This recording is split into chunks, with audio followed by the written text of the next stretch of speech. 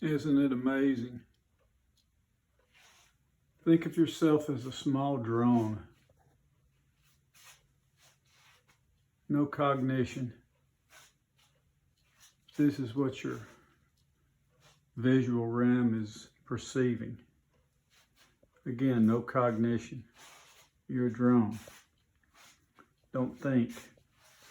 Just don't crash into anything and see stuff. That's all you do. Okay. Now add cognition. I've just taken you on a mindfulness journey. And what you're looking at now is a drawer where I conduct my business. Who am I? I'm just a man building things with batteries,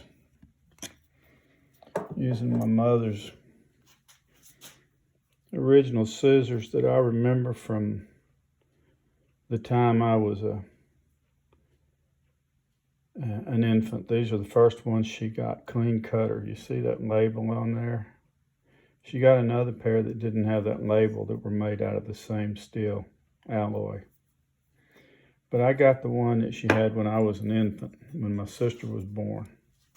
Shortly after I was born, she got another pair, which I think my sister now has.